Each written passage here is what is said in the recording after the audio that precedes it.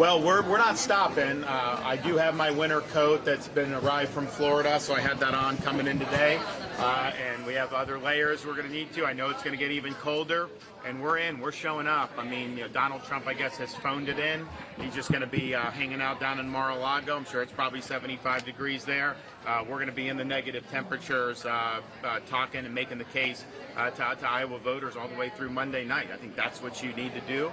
That's what they expect. We've been surprised. I mean, we had the event in Ankeny here. People are still showing up, even with the cold. So I think that's a good sign for us on Monday that our folks are still going to be willing to come out and make their voice heard. So it sounds like you're going to South Carolina instead of going right to New Hampshire. Your critics are saying that means you're dismissing New Hampshire. You're just going to skip over it. What is your response to some of that? No, I mean, we're going to do an event in Greenville in the morning and then fly to New Hampshire that same day and do a televised town hall with CNN. And that's we put that out there. So if anyone's saying that, it's just obviously not true.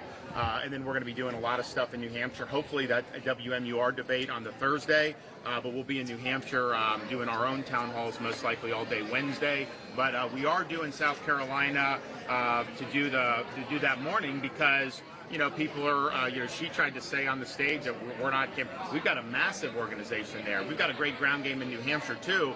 We have 74 endorsements from current and former state legislators. She's got 14. I have way more than Donald Trump does as well. And so it's like, wait a minute, she was governor for 6 years, and yet most of them side with me because they see me as representing the values of South Carolina. And then Trump was president for 4 years, and I still have way more endorsements than there. So we've got a lot there. We've set the table, I think, very well. I've spent more time in Iowa. Iowa's first, and Iowa's labor intensive.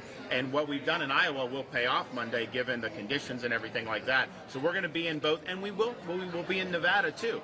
Nikki Haley's conceded Nevada. She's not even participating in the caucus. And look, I get the state party. They're trying to rig it for Trump.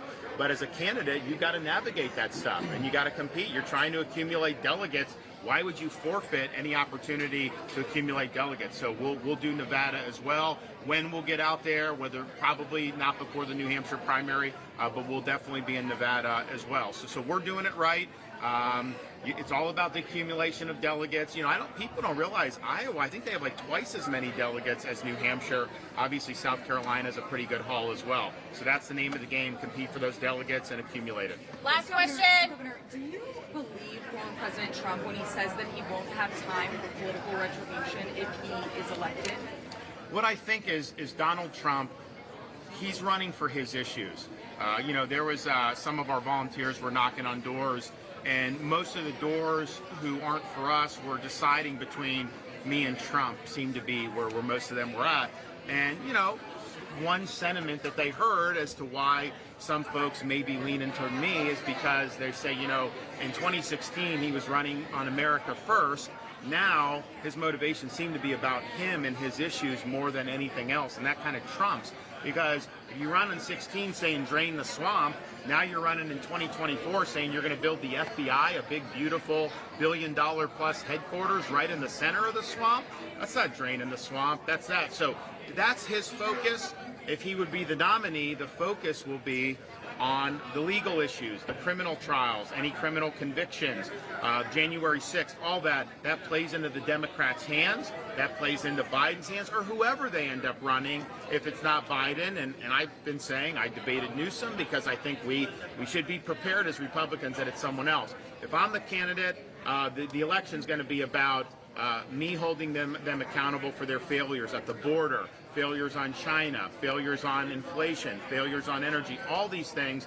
We're going to be able to show the American people there's a better way. That's what you want the election to be about. You don't want it to be about all be a referendum on Trump and all these other issues. And it'll have effects far beyond the presidential ballot. I mean, people that are running for state house in Iowa, if they want to talk about education, they're going to get asked, well, this witness just testified against the former president. What do you think? That's going to dominate the discourse, I think, in a way that's not going to be helpful for Republicans. And look, we've run since 16, how many different election cycles with Trump as the titular head of the party, and how have we fared?